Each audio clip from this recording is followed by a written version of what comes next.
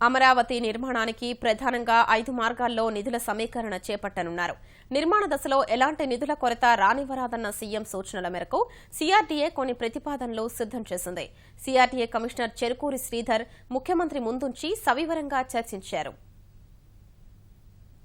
రాజధాని నిర్మాణానికి తాజా అంచనాల ప్రకారం 58,000 కోట్ల రూపాయలు వ్యయమవుతుందని భావిస్తున్నారు. ఇందులో 70% అంటే 32,000 కోట్లు రానున్న 3 ఏళ్లలో మౌలిక సదుపాయాల కల్పనకు ఖర్చవుతుందని అంచనా. ఈ నిధులను హడ్కో, ప్రపంచ బ్యాంక్, కేంద్ర రాష్ట్ర ప్రభుత్వాలు ఇతర మార్గాల ద్వారా సమకూర్చుకోవాలని నిర్ణయించారు. ఆర్థిక సాయం అందించే సంస్థల ప్రతినిధులతో అమరావతి ఫైనాన్సింగ్ రౌండ్ టేబుల్ పేరుతో ప్రత్యేకంగా సమావేశం నిర్వహించనున్నారు. పబ్లిక్ ప్రైవేట్ భాగస్వామ్య విధానం ద్వారా నిధులు సమీకరించాలన్నది సీఆర్డీఏ మొదటి ప్రతిపాదన. వీటితో రాజధానిలో రహదారులు, నీరు, విద్యుత్ వంటి మౌలిక సదుపాయాలు కల్పిస్తారు. పీపీపీ పద్ధతిలో చేపట్టే ప్రాజెక్టుల ఆమోదానికి, పర్యవేక్షణకు ఒక సాధికార కమిటీ ఏర్పాటు చేస్తారు. ఇందులో 5,500 కోట్లు మౌలిక సదుపాయాల కల్పనకు సమకూరుతాయని అంచనా. రెండో ప్రతిపాదన ప్రకారం లీజ్ రెంటల్ డిస్కౌంటింగ్ విధానంలో ప్రభుత్వ భవనాలు, ప్రభుత్వ నివాసాలు, సీడ్ క్యాపిటల్ ఏరియా అభివృద్ధి చేపడతారు. ఈ విధానంలో సీఆర్డీఏకు ప్రభుత్వ శాఖల నుంచి అద్దెలు, ప్రభుత్వ ఉద్యోగుల నుంచి ఇంటి అద్దె వృత్తి ద్వారా నిధులు సమకూరుతాయి. లీజ్ రెంటల్ డిస్కౌంటింగ్ విధానంలో మొత్తం 2,850 కోట్లు సీఆర్డీఏకు వస్తాయని అధికారులు అంచనా వేశారు. మూడో ప్రతిపాదన ప్రకారం G2G ఈక్విటీ ఫండ్ ఏర్పాటు చేస్తారు.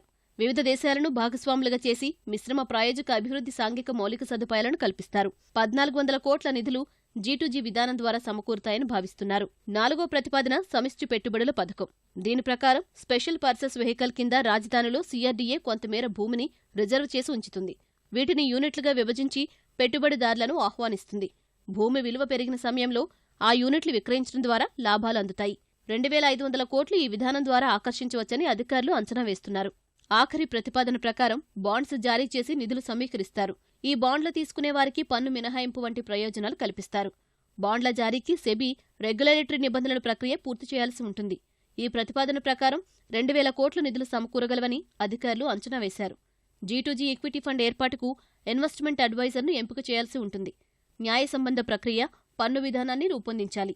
సమిష్టి పెట్టుబడుల పథకం కోసం ఇన్వెస్ట్మెంట్ బ్యాంకర్ను నియమించాలి. బాండ్స్ జారీకి ఆర్థిక శాఖ అనుమతులు, మంత్రిమండలిలో చర్చ తదితర ప్రక్రియను పూర్తి చేయాలి.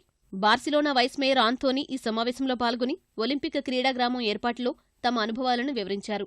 అమరావతిని ఒలింపిక్స్ వేదికగా రూపొందించేందుకు అవసరమైన మౌలిక సదుపాయాలపై ప్రజెంటేషన్ ఇచ్చారు. 1,620 కిలోమీటర్ల మేర సైకిల్ ట్రాక్లను రూపొందిస్తున్నట్టు అధికారులు సీఎంకు తెలిపారు. వెలగపూడిలోనే కాకుండా విజయవాడ, గుంటూరుల్లోనూ సైకిల్ ట్రాక్స్ను ఏర్పాటు చేయాలని సీఎం అధికారులను ఆదేశించారు. వెలగపూడిలోని తన కార్యాలయం ద్వారా వచ్చే సోమవారం నుంచి విధులను నిర్వర్తిస్తానని చంద్రబాబు ప్రకటించారు.